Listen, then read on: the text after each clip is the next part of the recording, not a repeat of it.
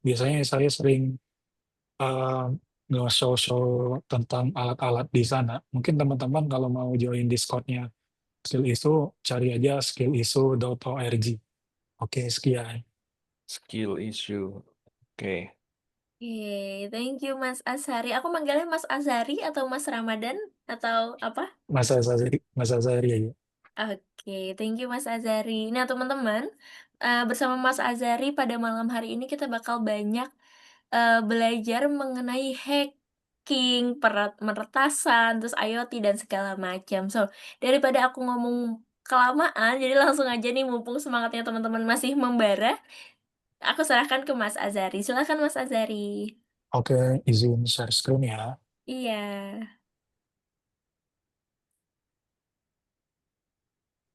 Apa udah kelihatan? Oh, sudah, Kak? Sudah, Mas? Udah. Oh, teman-teman sebentar sebentar, Mas Azhari, aku mau mengingatkan bahwa teman-teman dalam proses kelas malam hari ini mohon kondusivitasnya dijaga ya, nggak ada yang coret-coret, nggak ada yang komentar-komentar dulu, nggak ada yang mengganggu jalannya, acara pada malam hari ini supaya kondusif gitu loh, nggak ada yang mengganggu peserta-peserta lain gitu. Oke, terima kasih. Teranotet. Terima kasih. Silakan Mas Azhari dilanjut. Oke, Assalamualaikum warahmatullahi wabarakatuh. Terima kasih saya ucapkan ke pihak Merdeka Cyber, terkhususnya Mas Dainam Maja yang udah ngundang saya buat ngisi materi malam kali ini. Oke, bahasan malam kali ini kita akan ngebahas tentang dunia gelap di IoT bersama saya, Zari Ramadan. Oke, ada istilah pepatah yang mengatakan, tak kenal maka tak sayang, walaupun sering ditinggal lagi sayang-sayangnya. Nama Nice. saya Azari Ramadan. Pekerjaan saya sekarang senior cyber Oke. security consultant. Di sisi lain saya juga Udemy instructor. Jadi kalau kalian searching di Google, nulis nama saya, di sana ada informasi saya eh, eh, tentang kursus Udemy saya dan lain-lain. Di sini job saya itu fokus ke red teaming dan IoT security research. Nah, sebelumnya saya menganggap sebagai IoT hacker. Kenapa saya upgrade ke security research? Kebetulan kemarin saya dapat CVE terbaru. Oke, jadi tujuan curcol malam ini, kita itu akan membuka mata audiens tentang betapa luasnya risiko keamanan IoT, bagaimana cara menyerangnya, dan kenapa etika disclosure itu penting. Oke, jadi materi kali ini untuk siapa? Yang jelasnya untuk semua orang. Ditujukan orang ya untuk orang-orang yang masih baru, penasaran, atau tertarik dengan IoT hacking. Diasumsikan bahwa audiens memiliki sedikit atau bahkan tidak punya pengalaman yang dan pengetahuan tentang IoT atau sistem embedded. Jadi agenda malam kali ini kita akan ngebahas apa sih yang ngebuat IoT itu unik dan rentan. Terus modelingnya gimana, surface of attack-nya gimana, eksploitasi di dunia nyatanya gimana, alat-alat apa saja sih yang digunain, sama etika dan legalitas. Oke, masuk ke pembahasan pertama. Apa yang membuat IoT unik dan rentan? Oke, saya sedikit cerita. Pada tahun 2016, Jay Radcliffe, seorang peneliti keamanan siber sekaligus penderita diabetes tipe 1, menemukan 3 celah serius pada perangkat medis Animas One Touch Pin Insulin Pump yang memungkinkan penyerang mengontrol dosis insulin dari jarak jauh tanpa autentikasi. Demi keselamatan pasien, J mengikuti jalur responsibility disclosure dengan melapor langsung ke pihak produsen. Namun sayangnya perusahaan memutuskan tidak akan memperbaiki celah tersebut hingga merilis hardware baru. J ini yang semulanya dijadwalkan mempresentasikan temuan di konferensi besar, memilih membatalkan presentasinya karena pasien yang terdampak belum mendapatkan pemberitahuan resmi dari dokter maupun perusahaan demi mencegah kepanikan publik. Selanjutnya, kasus kedua, di tahun 2016, perusahaan keamanan siber NetSec sama firma riset Moody Waters mengungkapkan adanya kerentanan serius pada perangkat medis buatan Sun Jude Medical, seperti pacemaker dan defibrillator yang digunakan untuk mengatur detak jantung pasien. Celah tersebut memungkinkan penyerang melakukan remote exploit melalui koneksi radio untuk mematikan atau mengganggu fungsi perangkat medis tanpa perlu akses fisik langsung. Temuan ini sempat memicu kontroversi karena MedSec memilih bekerja sama dengan firma investasi untuk short selling saham, bukan langsung disclosure ke vendor. Namun, karena dampaknya berpotensi memengaruhi nyawa pasien, regulator Amerika Serikat seperti FDA akhirnya turun tangan, mewajibkan Soundjude melakukan perbaikan keamanan dan update firmware untuk mengurangi resiko serangan siber terhadap alat kesehatan tersebut. Selanjutnya, kasus di tahun 2015, dua peneliti keamanan bernama Charlie dan Chris berhasil mendemonstrasikan bagaimana cara mereka mengambil alih kendali penuh mobil Jeep merek Cherokee secara remote melalui celah keamanan di sistem Uconnect, yaitu head unit mobil yang terhubung ke internet via jaringan seluler. Dengan mengeksploitasi kelemahan ini, mereka mampu mengendalikan rem, setir, mesin, hingga sistem hiburan dari jarak jauh. Meski pengemudi sedang di jalan tol sekalipun, temuan ini dipublikasikan dengan izin dari Flat Chrysler setelah mereka diberikan waktu untuk memperbaiki celah tersebut. Akibatnya, 1,4 juta unit kendaraan Jeep harus di-recall untuk update keamanan, dan industri otomotif pun mulai serius memperhatikan risiko keamanan siber pada kendaraan modern berbasis IoT. Selanjutnya, kasus yang baru-baru ini, pada tahun 2015 tahun ini, ditemukan celah keamanan serius pada eSIM milik vendor Keygen yang digunakan secara luas di miliaran perangkat IoT di seluruh dunia.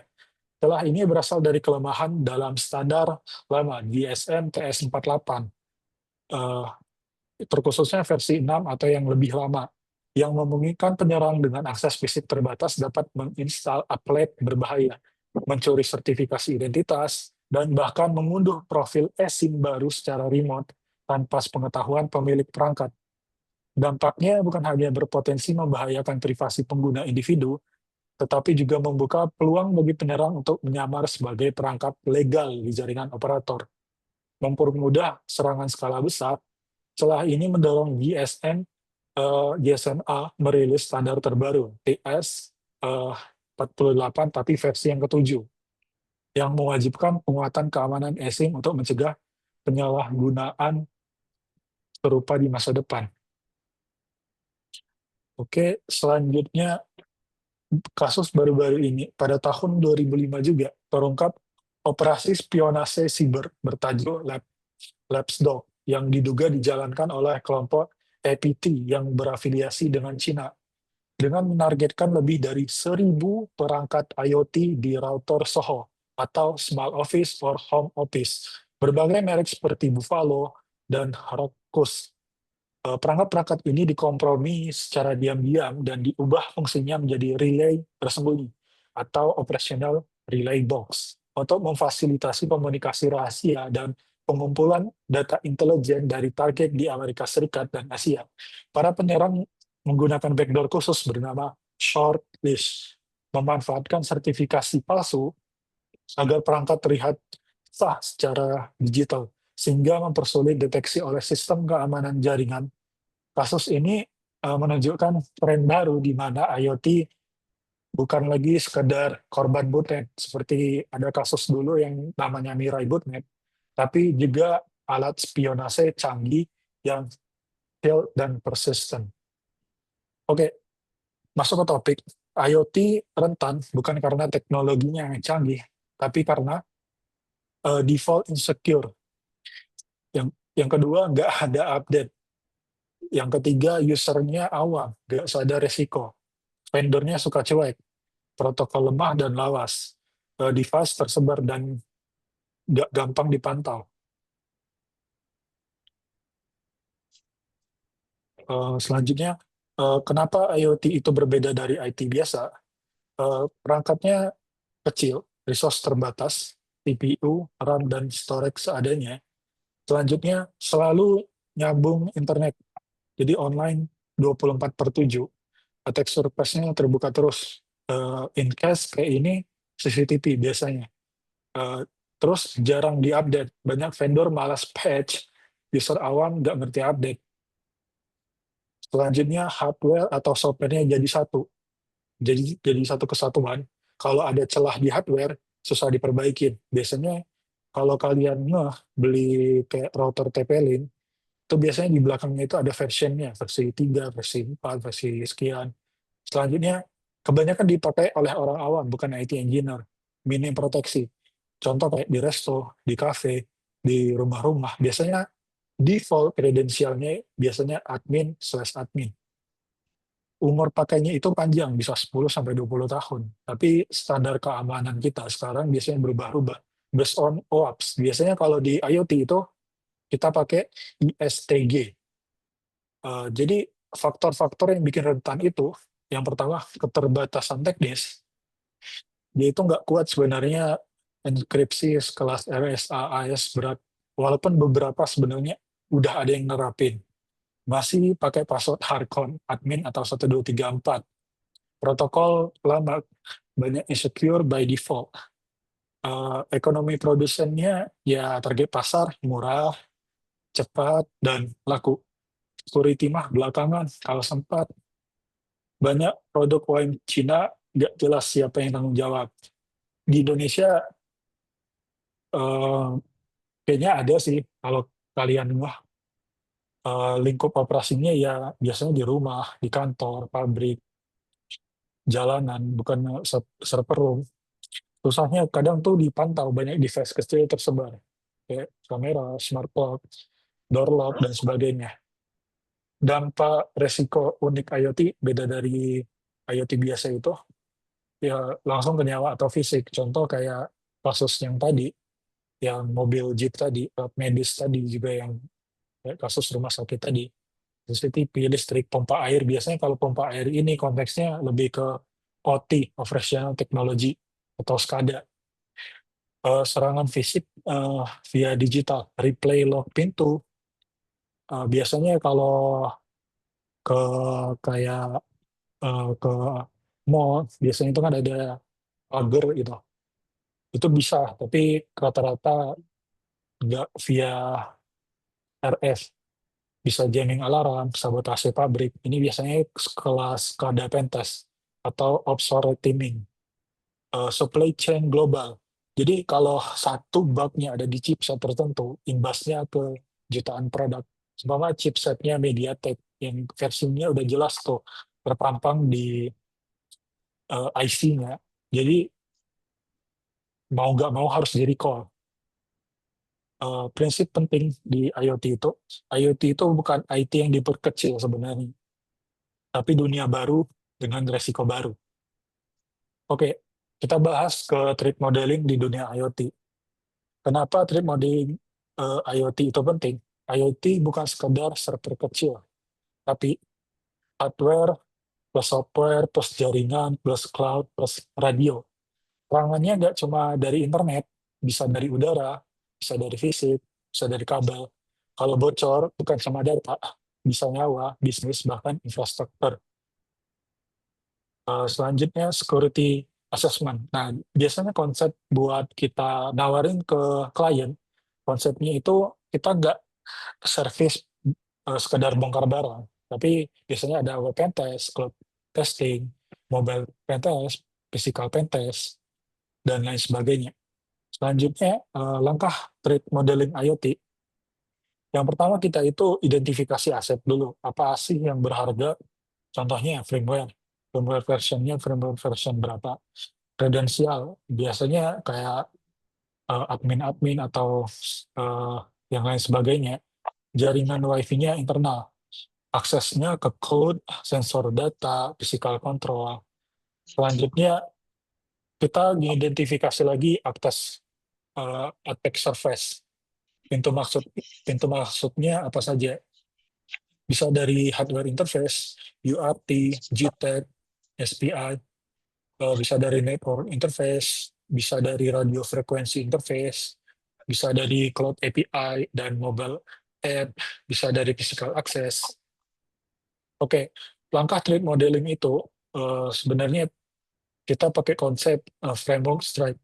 Jadi kita spoofing dulu, tampering, repudiation, information disclosure, denial of service, violation of privilege. Jadi kalau spoofing itu contohnya kita bisa nge-cloning RFID kayak in case kartu kantor, kartu apartemen itu biasanya bisa di-cloning. Tampering kita bisa modifikasi firmware via UART. Ini salah satu CVE yang saya dapetin kemarin. Uh, Repudiation ini biasanya lebih ke covering tracks, tidak ada log aksi dari attacker. Information disclosure bisa sniffing paket, biasanya dari di Wireshark, bisa jamming wifi kalau di denial of service. Kalau evaluation of privilege, biasanya privilege eskalasi, kita bisa langsung masuk ke root dan lain sebagainya. Oke, analis impact dan dampaknya kalau kebobolan. Yang pertama, apakah bisa buka pintu atau akses alat fisik? Contohnya kayak akses pintu kantor, bisakah dapat data sensitif? Biasanya kalau udah masuk server room via kartu yang kita clone tadi, bisa jadi pivot masuk ke jaringan internal, digunakan buat denial of service atau serangan lanjutan. Resikonya, ya balik lagi kayak kasus-kasus yang tadi, kesehatan, ataupun nyawa, finansial, privacy, kepercayaan. Jadi mitigasinya apa sih? Mitigasinya biasanya secure boot atau encrypt storage, auto update dengan signature, disable debug port di production, network isolation, selanjutnya minimal protokol atau minimal exposure, defense in depth. Jadi ngebahas tentang layer security. Threat modeling di IoT itu nggak seperti threat modeling di IT biasa kayak pentest dan lain sebagainya. Kalau IoT itu attack surface-nya lebih luas, life cycle-nya lebih lama, user lebih clueless. Contoh mindset, kalau di IT biasa kita cuma bisa pakai firewall dan patch cukup. Tapi kalau di IoT kita itu mikirin port serialnya, antenanya, protokol lainnya, cloud API, semua bisa jadi celah. Oke, surface of attack di IoT. IoT bukan cuma software, tapi kombinasi hardware plus jaringan plus radio plus cloud. Lebih banyak pintu masuk dibanding sistem IT biasa. Banyak celah datang dari desain pabrikan yang nggak mikirin security. Jenis surface-nya itu ada hardware interface, biasanya UART, SPI, bahkan USB, SD card. Kalau USB, SD card, kalau kalian sering melihat orang bypass routing STB, biasanya itu contohnya. Contoh serangan dalam firmware dari flash memory, patch firmware buat bypass out. Selanjutnya dari network bisa kayak MQTT, HTTP API. Satu lagi biasanya RTSP kalau buat streaming CCTV. Selanjutnya ada radio frekuensi. Biasanya attack surface-nya Wi-Fi, jamming Wi-Fi. Kayak kita bikin Eiffel Twin, Bluetooth, jamming Bluetooth, dan lain sebagainya. NFC, tadi ada RFID yang saya sebutin tadi juga bisa. Contoh serangannya kayak replay unlock, smart lock, Bluetooth, bisa clone kartu akses juga. Selanjutnya cloud API, biasanya API autentikasinya lemah, endpoint exposes to internet, misconfiguration, bisa ngambil data lewat API, jadi tokennya bocor, remote control device via API. Selanjutnya kalau mobile app biasanya jalurnya ya kayak gitu, bisa di reverse engineering, bisa kita cari API dari APK tadi. Jadi kesimpulannya, IoT sebenarnya lebih banyak pintu, lebih banyak resiko. Attack surface-nya bukan cuma digital, tapi fisik dan udara juga. Contohnya udara di sini yang saya maksudkan itu kayak radio frekuensi. Oke, kita masuk ke part yang seru. Jadi di sini saya kan bukan ngedemoin sih, nunjukin apa yang saya lakuin, eksploitasi real world. Nah, jadi di sini ada sebuah video, saya perform retiming sekalian ngetes IoT mereka di sebuah eh, restoran. Jadi saya di sini bisa ngambil akses CCTV secara tidak sah.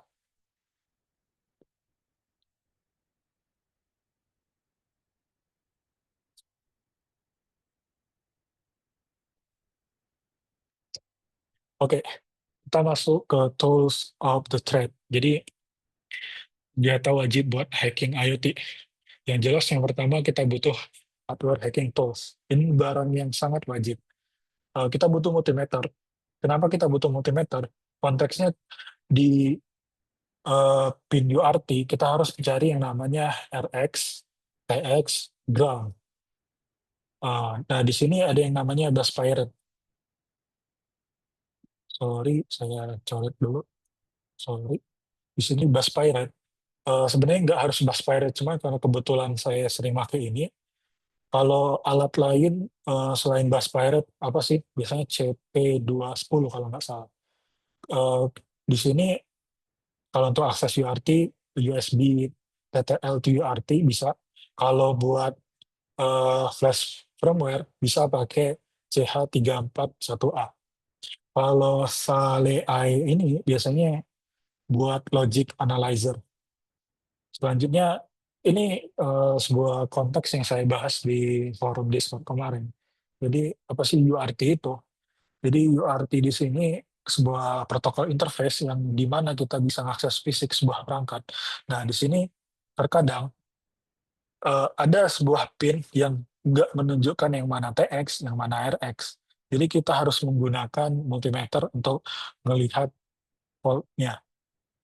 Jadi UART itu full duplex, setidaknya membutuhkan 3 koneksi, transmit, receive, dan ground. Nah, terkadang kalau kita mengidentifikasi UART connection, nggak selamanya bakal semudah yang tadi.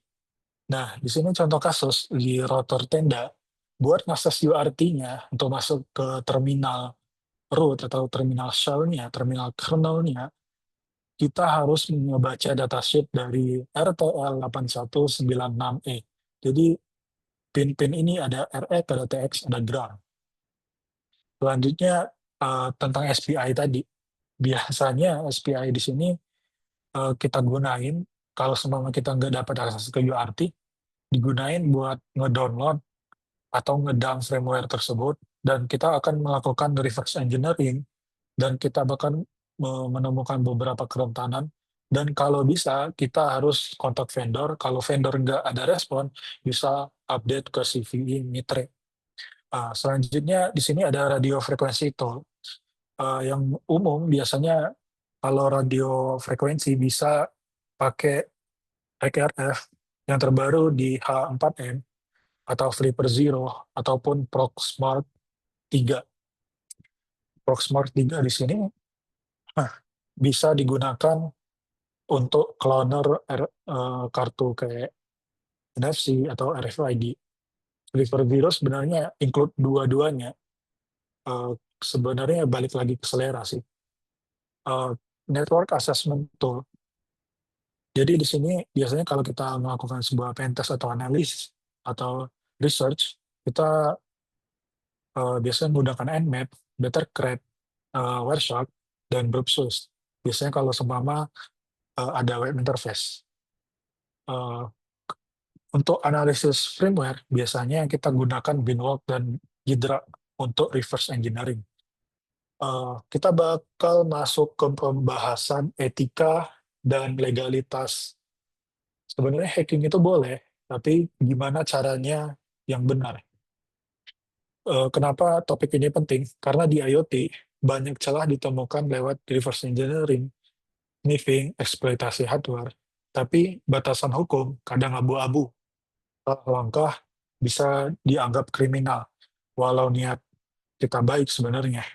Prinsip etika dalam security research di IoT itu fokus untuk edukasi, awareness, dan perbaikan. Responsibility disclosure, laporkan ke vendor dulu via jalur resmi. Testing di lab sendiri atau perangkat milik sendiri. Jaga data user atau organisasi, dan jangan abuse. Kolaborasi positif dengan komunitas. Yang nggak boleh itu kita jual eksploitasi tanpa disclosure ke vendor. Testing di device orang tanpa izin. Ngelik data user atau perusahaan. Pamer exploit di methods tanpa edukasi. Profit dari celah tanpa tanggung jawab.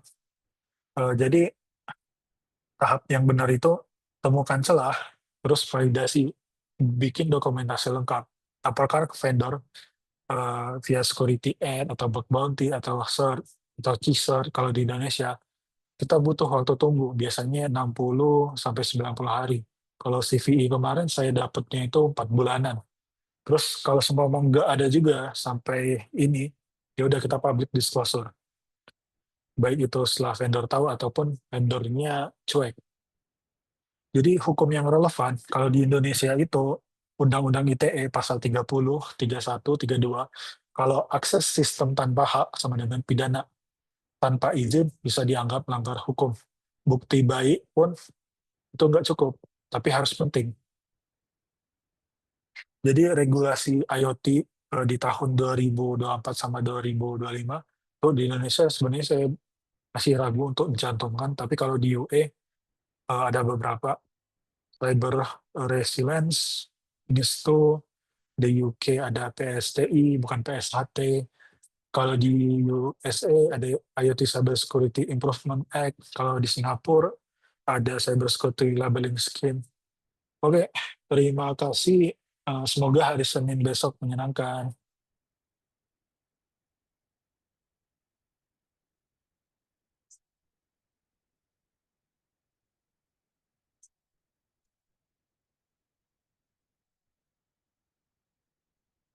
Halo Mbak Ira, monitor Mbak.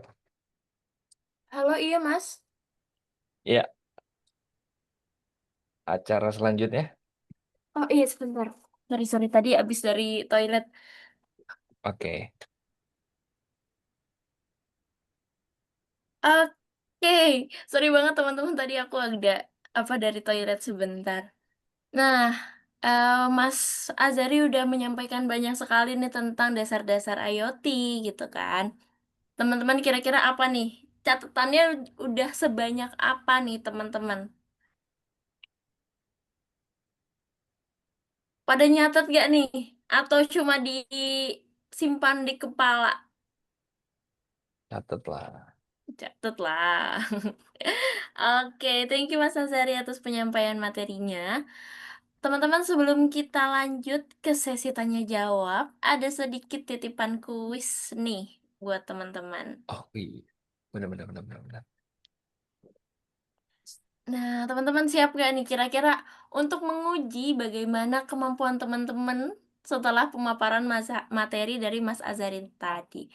Kakak admin mungkin bisa bantu saya untuk share linknya? Iya, ada hadiahnya nggak nih, Kaira? Ya, mau hadiah apa nih? Umroh? Beda. Atau DP KPR? Oke, sudah terlihat belum? Oke, sudah terlihat teman-teman? Di saya Silakan sudah. join ya teman-teman. Ada hadiahnya nggak, Kaira? Boleh di-spill. Ada dong. Apa tuh? Kerjain aja dulu, nanti hadiahnya di spill belakangan nih. Nanti kalau udah ketahuan hadiahnya, makin apa namanya? Aku mau tahu nih euforia teman-teman dulu nih. Kira-kira kalau misal langsung disebutin hadiahnya nanti malah ngejarnya karena hadiah gitu. Janganlah. Oke, sudah ada yang ini nih, join nih. Ada Oke. 3 Ayo, partisipan. kita ada 4, berapa 5. peserta? Ada 250 peserta, teman-teman. Diramaikan dulu.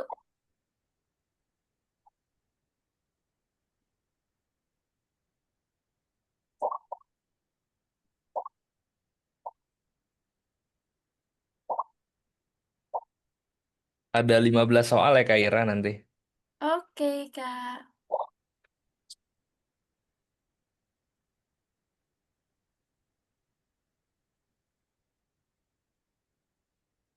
Buat beli nasi Padang kali ini. Cukup kali. Cukup lah, cukup. Iya, iya, iya. Nasi Padangnya udah masih buka bang ya. Nasi goreng kalau malam tuh. Nah, Sama kue tiaw. Baru 69 loh dari 200. Teman-teman yang join via YouTube kira-kira bisa ikut nggak nih, Mas? tahu deh live stream gak ya? Iya, kita live stream tidak nih malam hari ini.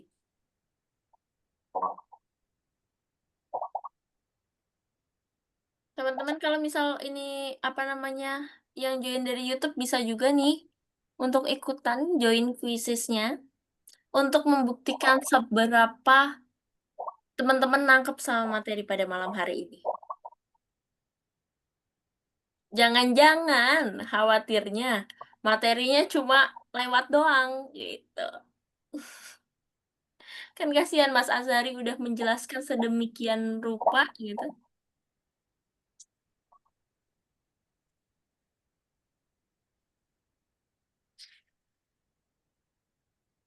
Mbak Baru cek di WhatsApp ya Mbak. oh iya Mas.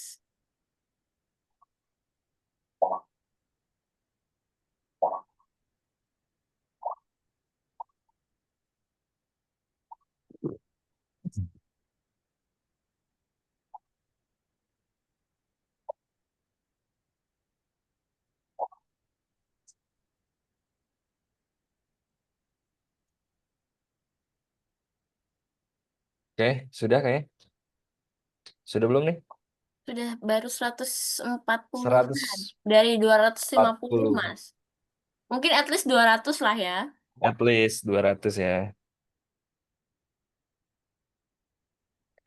Which is ya kan? Sih. Wih. Oke, mungkin sambil nungguin teman-teman yang hadir, aku mau nanya dulu sebentar dong sama Mas Ashari. Ya, apa tuh? Eh, Kalau misal Mas Azhari itu sekarang nggak jadi cyber security consultant, kira-kira Mas Azhari bakal jadi apa, Mas? Eh, ternak lele. Apa? Ternak lele. Ternak lele. Pakai ini apa? Pakai UBL daun dong. ya. UTL ya. Terus di atasnya nanam kangkung tuh. Ya gitu. Ternak Oke. lele.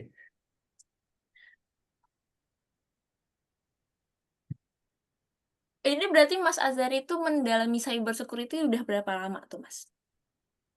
Sejak dari lahir sih. Iya, Enggak, dari kayak ini. SMA.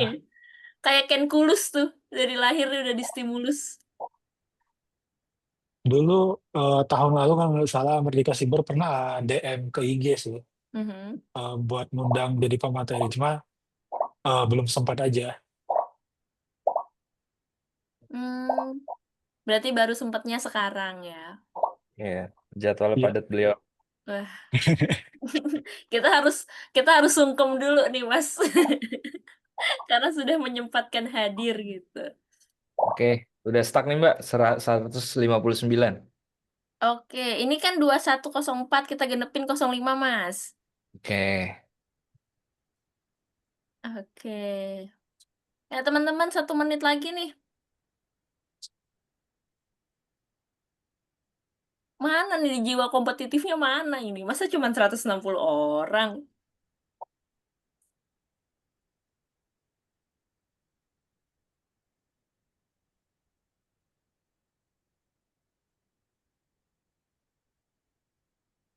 Seratus enam puluh lima.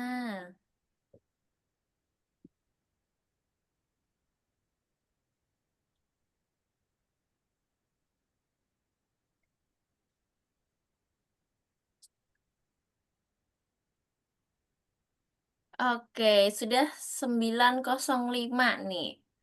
Bisa dimulai, Mas. Ini peserta udah 170. Oh, oke. Kita mulai ya. Oke. Oke, saat Oke, hitung mundur ya. 5, 4, 3, 2, 1. Silakan.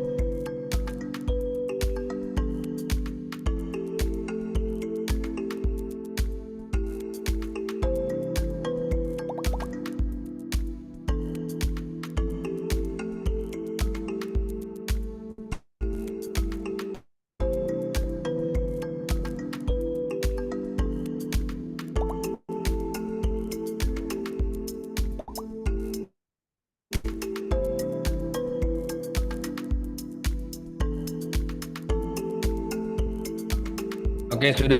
Nih kira kita kayak udah dapat penangnya ya. Oke. Wah, gimana nih? Wah, nih Mas ada yang sombong ini, kegampangan katanya. Iya, kegampangan katanya Kak Ira. Gimana nih Kak Ira? Ini yang ngomong kegampangan kalau nggak masuk top 5 awas ya. Udah ngomong kegampangan. Iya benar. Kita tandain Kak Ira. Iya. Oke, ini udah selesai.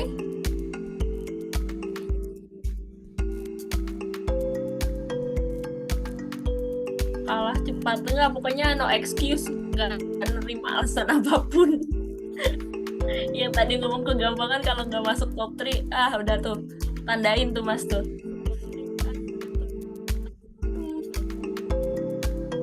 Untuk absennya nanti akan diberikan di akhir ya ini dia. teman-teman.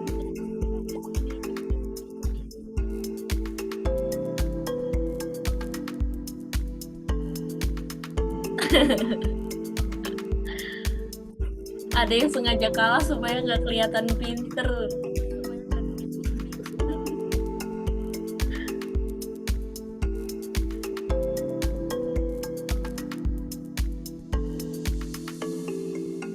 Udah nih ya. Eh, Tapi masih terus jalan ya. Iya, nanti kan kayaknya bakal muncul di akhir tuh, bakal muncul top 3-nya. Berarti masih ada yang running ya, Mbak? Mm-mm.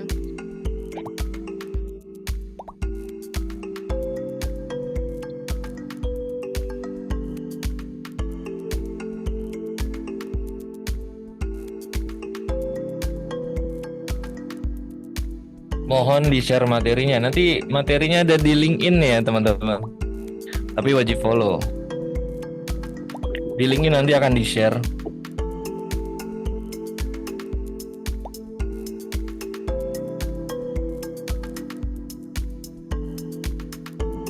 Wih, Martin Sigma langsung naik dong. Nge-boosting, guys. Langsung di combo-wombo. Oh, Mas, ini bisa jadi catatan nih. Terlalu Lain kali Sigma, dikasih time Martin. limit, katanya. Lain kali dikasih time limit. Time Ini limit dari kita sih kalau kayak gitu. Soalnya masih running. Oke. Kok jadi 200 partisipan ya?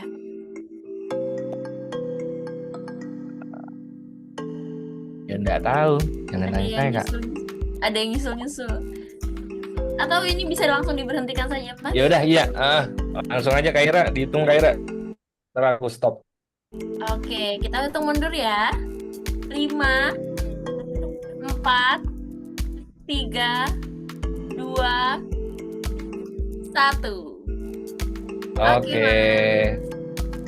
Kasih emot apinya dulu dong. Asik. Oke ya. Bener gini ya. Capture dulu deh. Ntar jaga-jaga.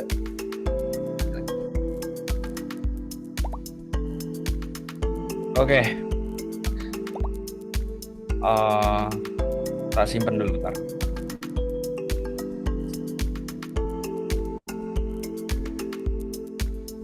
Ya. Oke, di end game. Mana dia?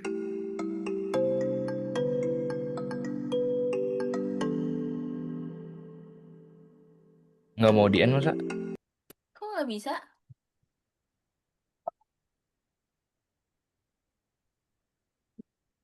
Ya udah, atau share screen-nya di stop dulu aja, Mas.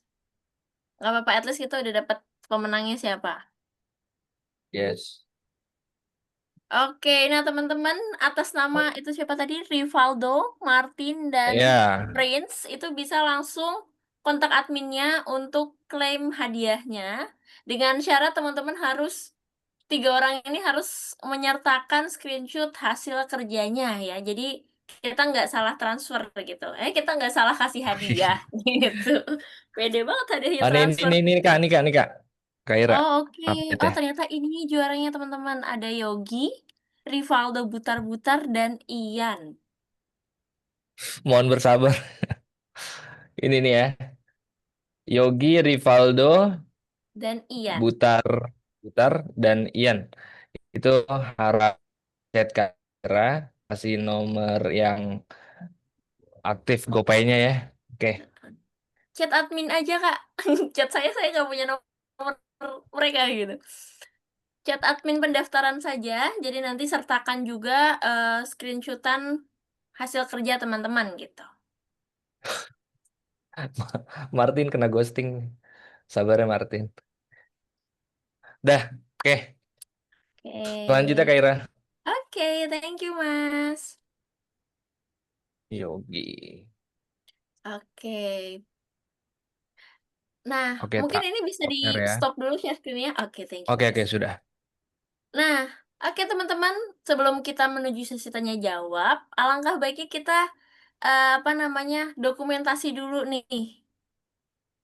Jadi teman-teman juga masih agak melek-melek enggak gitu kan matanya. Masa habis game tadi kan harusnya Gimana tuh masih melek-melek pada enggak? melek tuh.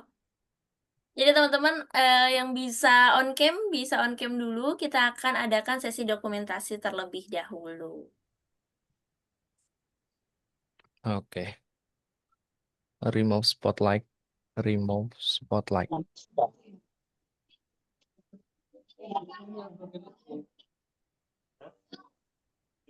Oke.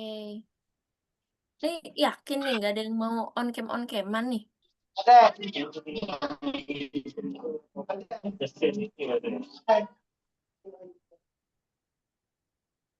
Hmm. Oke. Oke, udah banyak yang on cam. Oke, Kakak admin mungkin bisa dibantu standby untuk dokumentasinya. Bentar, Kak.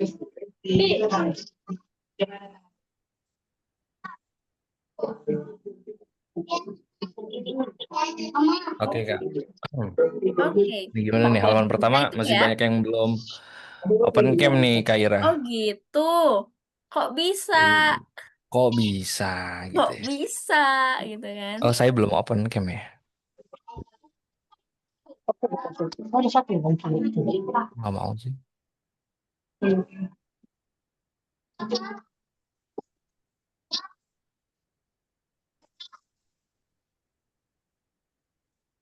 Oke, sudah. Oke. Baik, Kak Ira. Saya sudah Oke. siap. Halaman pertama, teman-teman. Oke, kita hitung ya sampai 3. 1, 2, 3. Oke. Halaman pertama nih, Kak ya. Halaman kedua. Halaman kedua nih, Kak Ira. 1, 2, 3.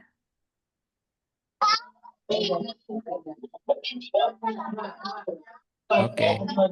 Oke, berapa halaman nih, Mas? Udah halaman ketiga off cam sih. Oke. Hah? Kita 2 halaman atau 3 halaman nih yang on cam? 2 halaman aja deh. Halaman ketiga tapi pada off cam. Nggak apa-apa deh dokumentasi aja. Oke, saya Jadi capture nggak aja. perlu ada yang senyum ya, karena off cam semua. Oke.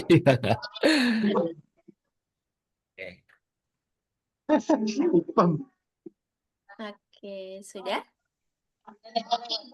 Oke, sudah Kak Ira. Silakan Oke, dilanjut. thank you Kakak admin. Oke. Nah, berarti karena kita udah dokumentasi, karena tadi juga udah disiramin materi sama Mas Ashari, yang katanya kalau nggak mau jadi cyber security mau ternak lele aja. Oke, sekarang adalah waktunya Q&A, teman-teman. Bisa banget nih, kita ngulitin langsung nih, Mas Ashari. Silahkan, teman-teman, yang mau bertanya, bisa raise hand. Tapi sebelum itu, teman-teman, turunkan dulu. Nanti saya hitung sampai 3, baru teman-teman bisa raise hand. Cepet-cepetan nih Kak Begitu? Ira ya. Gimana? Iya, cepet-cepetan ya. Iya, Karena kita bisa terbatas ini juga sih. kita Ya. turunkan loh. Oke, saya hitung sampai 3 ya. Yang pertama itu yang dipilih. 1, 2, 3. Oke, di sini ada apa ini bacanya? Ketowet. Apa itu? Cetawet. Stowet. Oke. Silahkan, Mas. Kak. Cek, cek, cek. Oke. Oke. Saya di sini akan bertanya untuk Mas Hari. Harga Flipper Zero kan agak mahal nih ya. Nah, ada nggak sih alat seperti Flipper Zero yang sepadan Yang sepadan. Konteksnya apa dulu? Mau eh, digunain apa? untuk pentes IoT? Bisa cari aja namanya card puter M5. Saya tulis di ini ya, card puter M5. Bisa tulis di grup di chat. Oke. Card computer M5. Oke, mungkin itu saja dari saya. Terima kasih untuk Merdeka Cyber dan untuk Kak Azari. Ira. Oh, baik. Oke, Next. terima kasih Mas Towat. Nah, oke, Stowell. Stowat. Stowat. Stowell. Aku belibet. Oke, terima kasih atas pertanyaannya. Nah, oke, sekarang kita beralih ke penanya berikutnya. Kita lower hand dulu nih semuanya.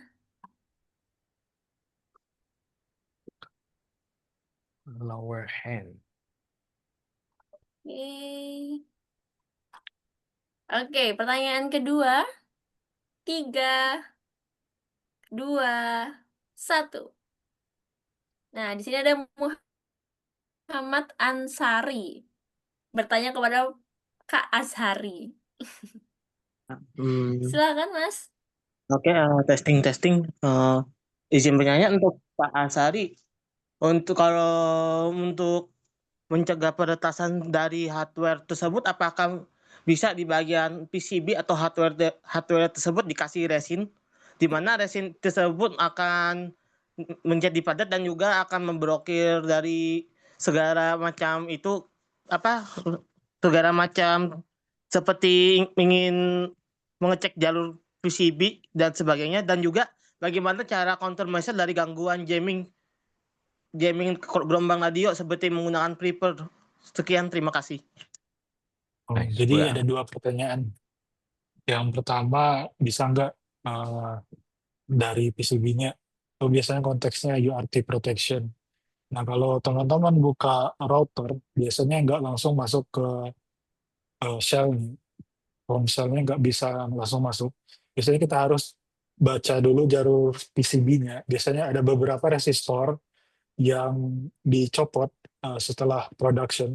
Jadi kalau di UAT itu, resistornya emang ditanam di sana. Cuma pas udah production, UAT-nya dicopot. Jadi solusinya biasanya buat nge-bypass itu, ada istilahnya namanya short pin. Itu untuk pertanyaan pertama. Pertanyaan kedua, apakah bisa untuk jamming WiFi? Kalau itu konteksnya belum saya dalami. Cuma kalau untuk WiFi enterprise biasanya itu udah lumayan aman dari jamming. Oke, sekian. Oke, terima kasih atas jawabannya. Selamat malam. Oke, terima kasih atas pertanyaannya tadi Mas Ashari ya. Oke, semoga ini jawabannya udah clear, Mas. Oh Udah. iya, udah clear ya.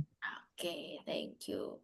Nah, teman-teman kalau misal ada yang mau bertanya via chat atau via question box, boleh juga ya. Jadi nggak harus eh nge-raise hand gitu loh. Ini peserta kali ini tuh berbeda Mas Azhari dari sebelum-sebelumnya. Biasanya kalau yang sebelum-sebelumnya itu rata-rata aktifnya ada di kolom chat. Mereka jarang ada yang mau nge-raise hand gitu. Pesonanya Mas Azhari itu pada bikin pada mau nge-raise hand. Atau Oke, bukan teman-teman. persona background-nya. Baik.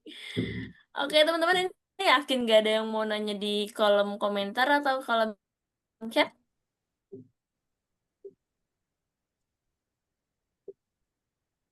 Oke.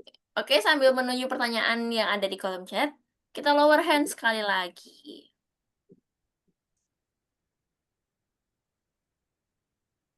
Oke.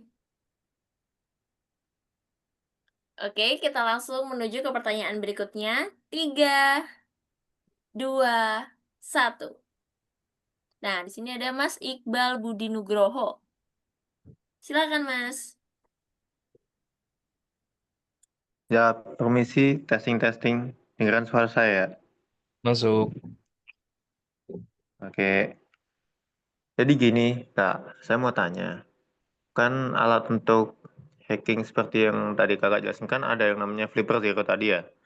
Nah, bisa nggak sih kita tuh rancang atau ngebuat Flipper Zero tapi versi diri kita sendiri gitu loh. Itu apakah bisa dan kira-kira partnya apa aja ya Kak untuk kayak ngerancang Flipper Zero versi kita sendiri gitu. Makasih. Kalau dibilang bisa, pasti bisa. Cuma konteksnya kalau mau seslim Flipper Zero kayaknya kurang bisa. Sekelas Arduino aja kan lihat seberapa berantakan kabelnya.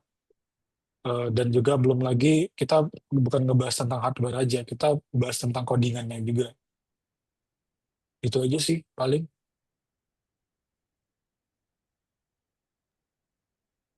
Siap Kak. Baik. Makasih jawabannya Kak. Oke.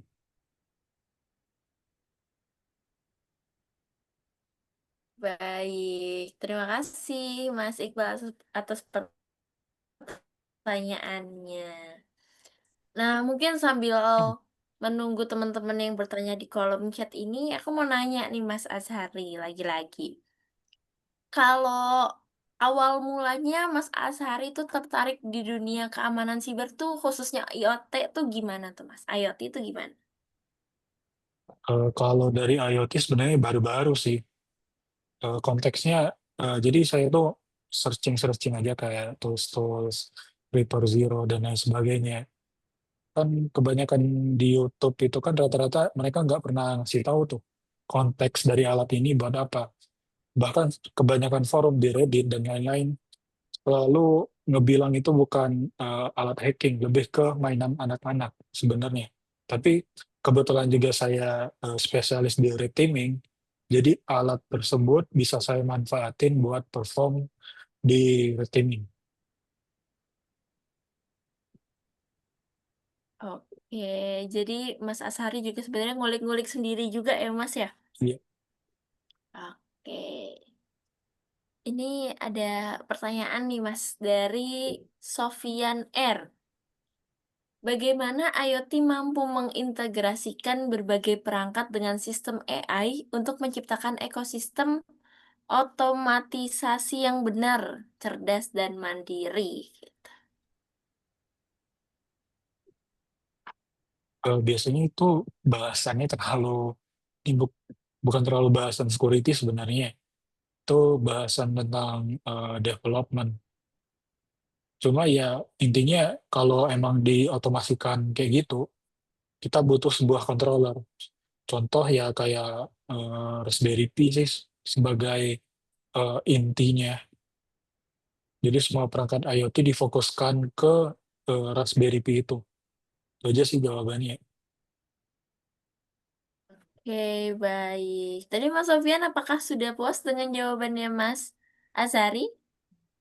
Sudah terjawab? Nah, oke. Ini Udah. masih ada yang... Nah, Mas Azhari saya mau tanya metode attack IoT lewat NFC. Itu gimana tuh? Menggunakan clone kartu akses itu gimana ya? Gitu. Oh. Kalau kartu akses yang biasa itu yang dikategorikan NFC itu biasanya frekuensinya di 13,5 MHz. Kalau RFID itu frekuensinya di 125 kHz. Koreksi kalau salah ya. Jadi gimana cara attack-nya? Ini as perspektif red teaming-nya. Biasanya kalau kita jam istirahat di sebuah kantor, seumpama perbankan, biasanya kebanyakan karyawan bank itu selalu naruh eh, lanyard yang ada ID card mereka itu di meja. Nah, konteksnya kita pakai Flipper Zero, kita tempelin, kita baca, otomatis ke clone. Jadi kita dapat hak akses tidak sah ke ruangan-ruangan tertentu. Nah, itu konteksnya IoT to red teaming. Jadi kalau kayak kasus pentesting physical, kita harus baca dulu readernya. Readernya ini frekuensi high ataukah low frekuensi. Baru kita bisa nentuin jenis kartunya. Kayak gitu sih.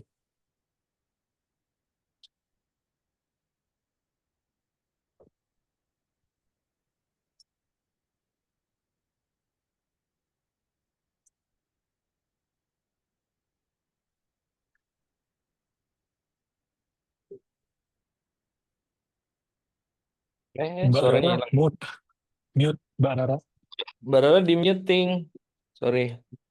Oh, saking Sorry, excited. sorry. Oke. Nah, dari tadi apa namanya dari Mas Ashari sendiri nih, ada nggak pertanyaan dari kolom komentar yang menarik yang mungkin Mas Ashari itu gatel untuk menjawabnya gitu? Ada nggak nih?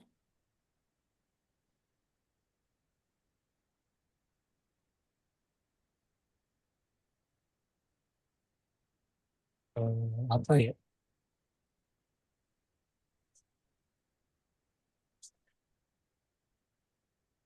Dari yang si Ferry selalu juga sih, pandangan untuk lowongan kerja sebagai pentester ke depan gimana. Kalau ini sebenarnya keluhan semua orang sebenarnya.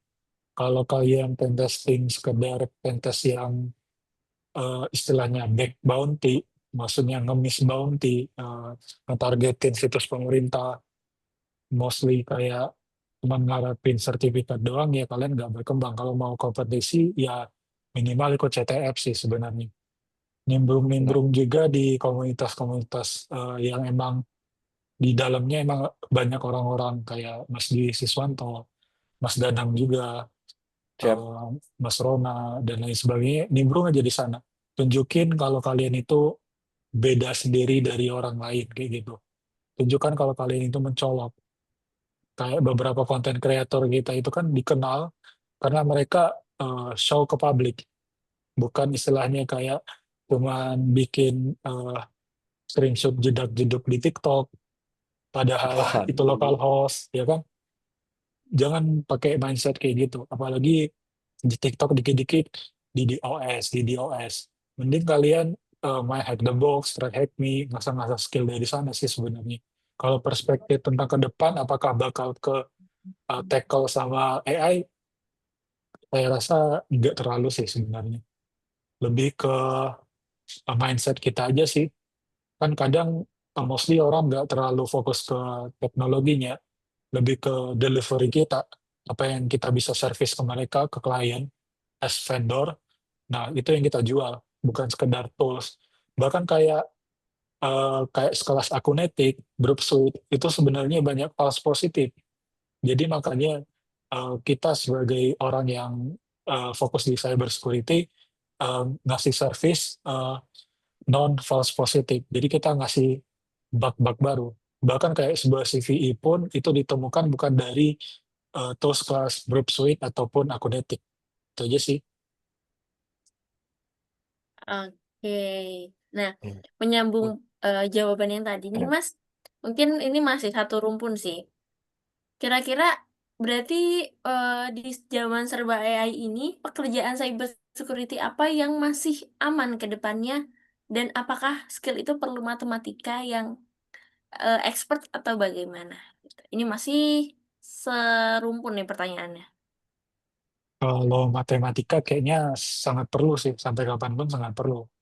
Konteksnya kayak reverse engineering, binary exploit, dan lain sebagainya itu masih perlu. Apalagi kita ngebahas tentang enkripsi. Enkripsi jelas itu pure matematika sih konsepnya.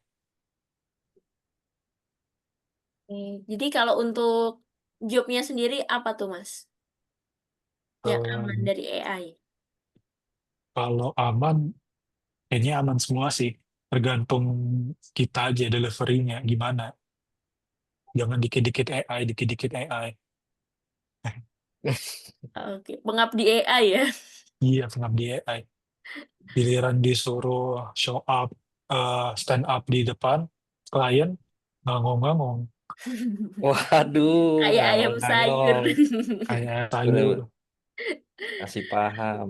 Nah, itu teman-teman. Jadi kita mau nggak mau harus tetap show up dan up to date juga sih ya Mas ya. Iya, Sama perkembangan yang ada, jangan sampai buta sama perkembangan yang ada. Semua media yang ada usahakan untuk menggali informasi sedalam-dalamnya, bukan hanya jadi entertain aja tuh. betul. Nah, ini saya sebagai orang awam nih pengen nanya ini juga nih Mas. Gimana sih caranya supaya kita tahu bahwa CCTV kita telah diretas tuh. Barang-barang kita tuh diretas tuh kita taunya gimana? Wah, kalau itu sebenarnya konteksnya lebih ke blue team sih, ngebaca lognya. Oh, iya ya. Blue Jadi team ranahnya bukan di IoT ini. Sebenarnya bukan. Oke, baik. Nah, Mbak ada yang mau bertanya Mbak, namanya Berry. si silahkan. Ya silakan Mas Berry, Gimana? Halo, perkenalan ya. dulu. Perkenalkan Iya. saya Berry, Mas Azari. Suara saya Halo Mas kedengeran? Ferry, kedengaran Mas Ferry, Berry, iya Berry. Berry. biri-biri.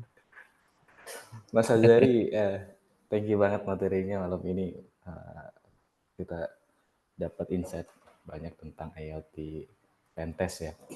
Pertanyaannya Mas Berry, saya tertarik sama CVE Mas Berry. Itu boleh cerita nggak kemarin pas dapat CVE atau research CVE itu kayak gimana? Terus sampai Mas Berry ibaratnya sampai Mas Berry dapat informasi tentang CV itu sampai ke listing itu seperti apa, kemudian perjalanan Mas Berry nemuin vulnerability itu yang paling penting sih sebenarnya. Yep. Kalau boleh cerita. Journey. Journey. Oh, ini nanya ke Mas Berry apa nanya ke saya? Nanya ke Mas Azari, kan saya Berry. Oh, tadi nyebut beri-beri terus. Oke, jadi journey-nya pertama yang saya lakuin itu saya nge-dump firmware-nya dulu. Jadi saya analisis menggunakan binwalk. Jadi saya pecahin dulu file bin itu. Kemudian ada yang namanya squash/root. Nah, di sana ada konteks kayak file main, lib, dan lain sebagainya. Nah, dari sana baru saya expose menggunakan Ghidra. Ternyata eh, kalau kita akses URT di perangkat tersebut, konteksnya U-boot versi 1.3 kalau nggak salah, yang udah lawas, kebetulan target saya itu TP-Link WR 841N versi ke-11 hardware-nya. Jadi konteksnya kemarin, saya itu bisa nge-flash sebuah firmware baru tanpa autentikasi atau verifikasi signature dari perangkat tersebut via URT, bukan via SPI-nya. Jadi konteksnya ke bypass kayak gitu. Sebenarnya ini U-boot kernel-nya itu emang udah lama, cuma baru-baru saja ditemuin. Jadi saya update aja ke CPU Mitre tanpa saya hubungi vendornya terlebih dahulu, karena konteksnya emang udah lawas. Jadi mostly 4 bulan saya nunggu baru dapat. Cuma konteks CV-nya udah dapat, cuman dipublish resmi banget itu kayaknya belum ini. Tapi CV number saya udah pegang. Itu sih konteksnya. Wah, thank you Mas Azari. Berarti harus ada akses ke fisik perangkatnya ya? Kalau yang kasus saya sebenarnya ada. Tapi kalau seumpama emang gini ya, mostly sekarang itu kalau kalian cari router di rumah kalian yang bukan dari GPON, kayak router Huawei HG berapa itu kan, itu konteksnya GPON, bukan router kayak TP-Link yang emang bisa colok kabel LAN lagi itu kan. Itu kalau kalian cari di internet informasi gatheringnya itu, kalian recon, itu file bin-nya itu atau file firmware update-nya itu nggak dipublish. Jadi kalau kalian mau nge-upgrade itu biasanya harus dari perangkat. Nah, nanti konteks emang informasi gathering di IoT itu sebenarnya ada.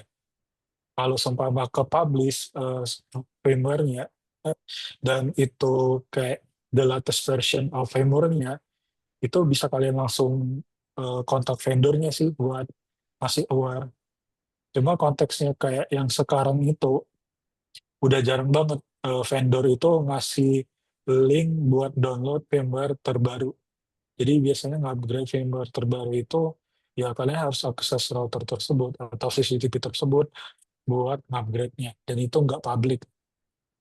Jadi kalau mau update CVE kalian harus cantumkan jenis router atau CCTV-nya jenis apa, hardware version-nya versi apa. Biasanya juga ada regionalnya, ada regional Eropa, Asia, dan juga kalian harus sertain detail tentang firmware version-nya. Baru itu biasanya diakuisisi sama CV Nitrate kalau kalian berhasil dapat sebuah exploit. Oke, itu aja sih. Oke, Mas Bedi, apakah sudah cukup? Cukup, Mas Berry. thank you pengalamannya. Aduh, nyari CV ini habis ini. Oke, thank you. Nah, itu tadi apa namanya jawaban yang cukup padat ya dari Mas Azari. Nah, mungkin ini Mas Azari, aku mau nanya lagi nih. Dari sekian banyak pengalamannya Mas Azari terjun di IoT ini, mana pengalamanmu yang paling berkesan? Gitu, yang bisa kayak, aduh ini lucu banget lagi atau ini keren banget, ini susah banget gitu. Kira-kira mana yang paling berkesan, Mas? Kalau berkesan ya kayak nongkrong di kafe, dapat akses CCTV mereka, terus ngeklon kartu. Jadi kalau ke perusahaan lain kadang dia harus nitip KTP dulu, jadi langsung masuk-masuk aja. Itu aja sih, lebih ke perspektif as retiming sebenarnya. Oke. Jadi kalau misal kita ngeretas gitu, ini sekaligus pertanyaan dari siapa tadi tuh? Tadi ada yang nanya juga, berarti kalau kita ngeretas yang tanpa izin vendor, apakah itu ilegal, Mas? Sebenarnya kalau konteksnya ilegal, iya, saya akuin itu ilegal. Cuma balik lagi di kalian sih. Eh, Kalau kalian nge-show gimana POC-nya, proof of concept-nya, ya itu fatal. Cuma kalau kalian, after kalian hack CCTV, terus kalian ngomong sama pihak restorannya, kasih tahu nih, saya udah ngakses CCTV, coba kontak aja eh, pihak jaringannya buat ganti passwordnya, soalnya ini rentan banget. Kasihan nih nanti eh, disalahgunain, biasanya kayak gitu konteksnya. Cuma kalau kalian nggak kerja sama perusahaan, apalagi terlalu cari muka sama orang, itu sebenarnya konteksnya salah. Kalian bakal dicap buruk sama seseorang. Apalagi kalian nggak ada pengalaman di bidang pentester atau direkrut orang buat kerja atau pernah ikut tender sebagai pentester, itu sangat-sangat fatal. Tapi kalau kalian emang udah ada nama, udah ada backup, biasanya ya nggak apa-apa. Yang penting do etik. Jadi gunakan etika. Lalu kasih tahu, selalu awareness ke pihak yang kalian uji. Walaupun itu bukan lab kalian, tapi selalu awareness. Minta izin apakah video itu boleh kalian share ke sosial media atau enggak. Gitu konsepnya sederhananya. Itu aja. Oke, berarti memang di zaman sekarang, terutama di IoT ini perlu konsen atas segala penggunaan data gitulah ya, Mas ya. Ya, betul. Oke, nih mungkin dua penanya lagi di sini ada Mas Mahendra dan Mas Al Ayubi yang dari tadi nggak lower hand. Mungkin pertama dari Mas Mahendra dulu. Oke, halo, Assalamualaikum. Suara saya masuk? Masuk, Mas. Waalaikumsalam. Masuk. Oke, Kak. Terima kasih ya, Kak, atas kesempatannya. Oke, Kak Azari, Kak Lara izin ingin bertanya. Saya kan ini masih SMA nih Kak, masih SMA sederajat. Namun saya udah cukup banyak nih ngulik-ngulik kaitannya IoT. Karena saya kan juga ikut kayak robotik gitu ya Kak. Jadi mungkin beberapa mengetahui seperti device-device-nya seperti ESP, Raspberry dan sebagainya. Nah, dari paparan materi yang Kak berikan tadi, saya mengakui itu sangat benar jika kayak kerentanan di IoT itu sangat banyak, terutama dari protokolnya ataupun dari secara fisik. Nah, saya sih mau tanya sih Kak ini.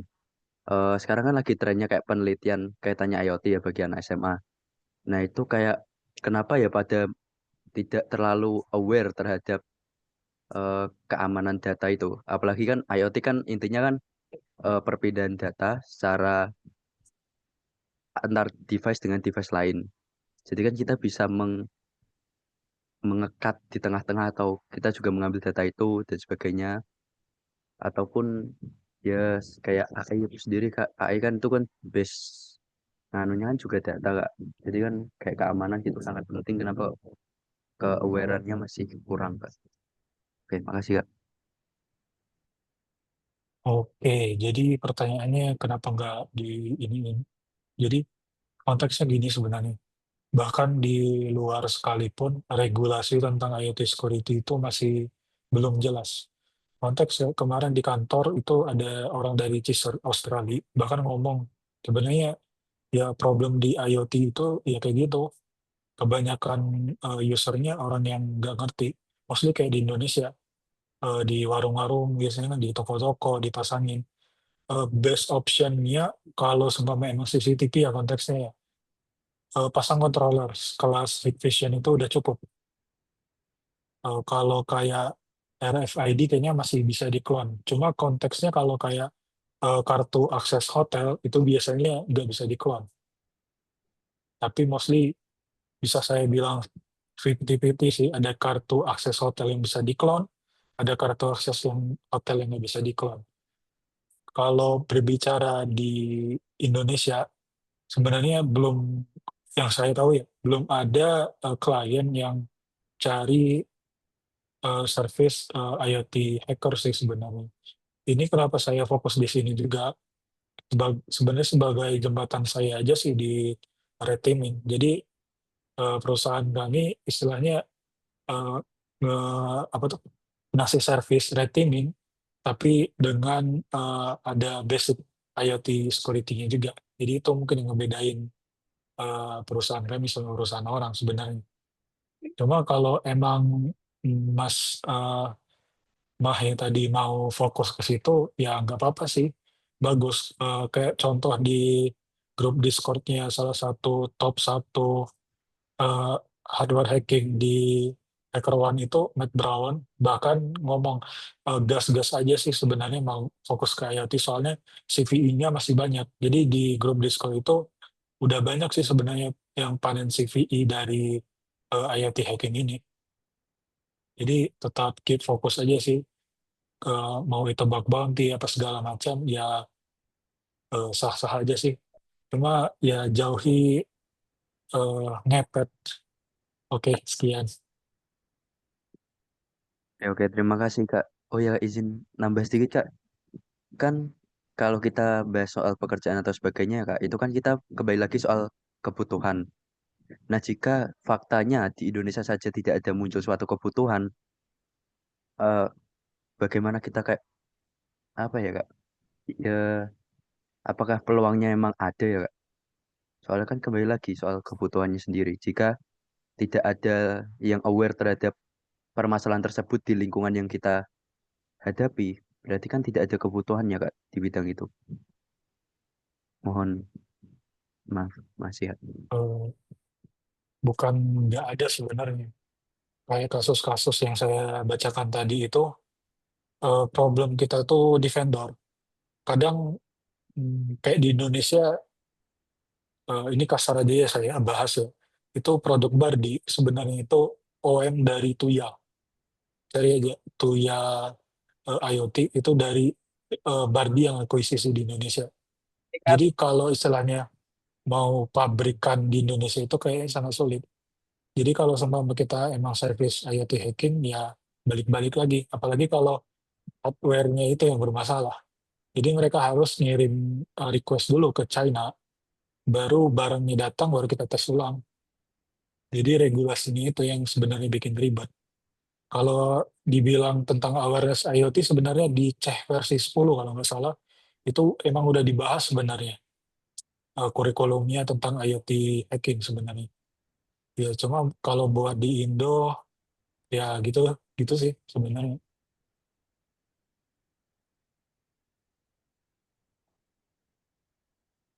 Oke, oke. Terima kasih Kak atas jawabannya. Oke, Oke, wah.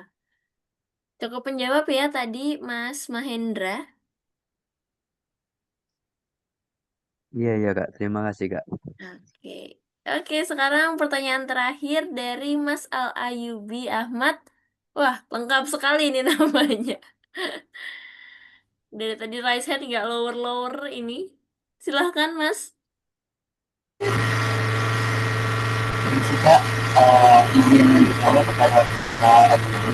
Ah, mohon maaf, Mas Ayubi, suaranya keresak-keresak. Atau bisakah pindah ke tempat yang lebih kondusif? Ayo, Be. Lagi di Cipali kali. Atau bisa ketik aja diketik Mas. saja, nggak apa-apa. Nanti kita bacakan. Atau lagi di data center. Kejebak Ketik aja di Mas. dalam mesin. Itu Nggak disebutin. seru ya kejebak di dalam mesin. Oke, masalah Yubi apakah bisa di via chat saja?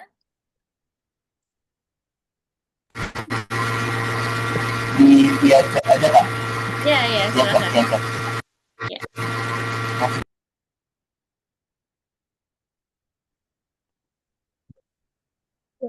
Enggak, ini komennya pada kocak-kocak semua. Mana dah? Pertanyaannya mana dah? Ini belum ada pertanyaan ya.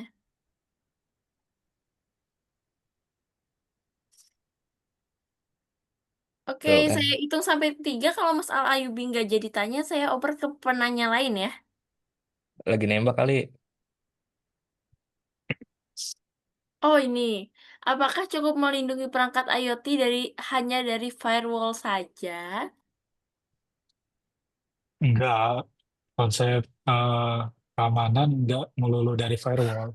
Kan udah dijelasin tadi, beda IT sama IoT. Kalau di IT biasa kayak web pentest, cloud pentest, biasanya ya kita pasang eh, web application firewall kayak Ya. Cloudflare. Nah, bisa tapi kalau di IS security ya kita mostly fokusnya di enkripsi sih. Jenis enkripsinya belum lagi kayak eh, hashing di passwordnya, apakah plain text ataukah di MD5 atau yang lebih paten lagi bcrypt. Itu sih. Jadi nggak harus dari kalau dibilang firewall nggak cukup. Hmm. Oke, baik. Memang berarti tidak cukup hanya dari firewall, tapi harus banyak dari banyak aspek seperti itu ya, Mas ya. Iya, OT. Oke, OT baik. security udah ngoprek-ngoprek tuh Mas. belum dapat akses mas. Oh iya. Iya sih harus bikin lab-labnya dulu sih gitu-gitu. Iya, kayak itu kan kelas SCADA kalau nggak salah. Iya. Oke, oke. Lanjut Mbak Oke, Ira. baik. Itu dia tadi pertanyaan terakhir dari Mas Al Ayubi. Terima kasih atas antusiasmenya sampai malam hari ini, teman-teman. Ternyata makin malam makin ada pertanyaan-pertanyaan yang muncul dari tadi kemana saja, teman-teman. Oke, karena waktunya juga sudah malam dan mungkin teman-teman besok bertemu kembali hari Senin, hari yang bikin dak-dikduk lagi. Jadi mungkin kita bisa minta closing statement nih dari Mas Ashari. Silakan Oke, Mas. closing statementnya apapun yang terjadi di cyber security tetap fokus. Yang penting dalami basic, jangan dikit-dikit ChatGPT. Oke, itu aja. Oke, thank you Mas Asari. Nah, teman-teman, jangan sampai dikit-dikit ChatGPT, jangan jadi pengabdi AI ya, teman-teman. AI itu bisa, nggak apa-apa, tapi jadi partner aja, nggak apa-apa melulu AI, seperti itu. Oke, thank you banget Mas Asari atas kesempatannya mau hadir di webinar pada malam hari ini, menemani teman-teman semua, menyirami dan memberikan kita banyak sekali insight, Mas Asari. Sama-sama Mbak. Oke, terima kasih juga teman-teman yang sudah bersedia bertahan sampai detik ini, sampai malam hari ini, dengan menyimak materi-materi yang tadi disampaikan oleh Mas Ashari. Harapannya bisa menjadi bekal teman-teman untuk lebih meyakinkan diri untuk terjun di cybersecurity. Tentunya kalau nanti ini tadi banyak sekali pertanyaan yang bingung gimana step-stepnya untuk terjun ke cybersecurity dan segala macam. Nggak usah bingung teman-teman, bisa banget langsung bareng Merdeka Cyber nanti dikawal dari nol sampai nanti teman-teman bisa, apa namanya, bisa dan siap untuk terjun ke dunia profesional cybersecurity, teman-teman. Ingat di batch 18 ini, teman-teman nantinya akan dapat banyak sekali manfaat tadi seperti yang saya sampaikan bahwa, ada beberapa unlock gitu loh, ada beberapa tambahan-tambahan bonus buat teman-teman yang mau bergabung di batch 18 ini. Dengan harga yang terjangkau tentunya, jadi teman-teman nggak usah bingung lagi untuk belajar, ini mulainya dari mana gitu. Saya tahu materi Mas Ashari ini, malam hari ini tuh daging semua, tapi saya juga tahu pasti teman-teman masih banyak sekali hal-hal yang belum terkupas pada malam hari ini. Makanya untuk berbagai macam pertanyaan yang masih bingung, bisa banget nantinya ditanyakan di bootcamp Merdeka Cyber Batch 18 teman-teman. Karena slotnya terbatas, maka jangan sampai ketinggalan, buruan di-booking slotnya gitu. Untuk informasi lebih lebih jelasnya, teman-teman bisa kunjungi Instagram Merdeka Cyber atau tanya admin juga nggak masalah, atau bisa langsung ke website Merdeka Cyber, seperti itu teman-teman. Oke, untuk yang bertanya terkait absensi pada malam hari ini, akan diberikan oleh admin kita. Kakak admin mungkin bisa dibantu untuk share link absensinya, gitu teman-teman. Diisi biasanya itu close-nya tuh jam 12 malam, jadi teman-teman kalau bisa di ini ya, jangan sampai ketinggalan untuk absensinya gitu. Oke, saya ucapkan terima kasih lagi kepada Mas Ashari yang sudah bersedia hadir menemani kita pada malam hari ini, dan terima kasih juga kepada teman-teman yang sudah bertahan sampai malam hari ini. Aku mau semangatnya dulu untuk closing pada malam hari ini. Boleh dong kasih emot atau apa namanya, emoji-emojinya. Sebagai bukti bahwa teman-teman nggak tidur, menyimak dengan baik. Oke. Untuk PPT-nya ini masih ada yang bertanya PPT. Untuk PPT teman-teman bisa kunjungi LinkedIn dari Merdeka Cyber untuk mendapatkan materi pada malam hari ini, gitu ya teman-teman. Oke, terima kasih atas semangatnya malam hari ini. Saya Rara Anita pamit undur diri. Terima kasih semuanya, sampai bertemu di webinar berikutnya. Sampai jumpa. Wassalamualaikum warahmatullahi wabarakatuh.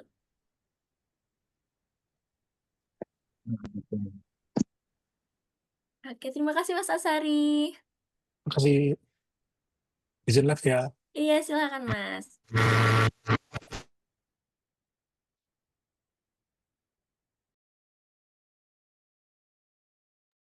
Untuk absensinya sudah dikirim di komentar ya teman-teman, bisa dicek kolom komentarnya untuk ngisi link absensinya.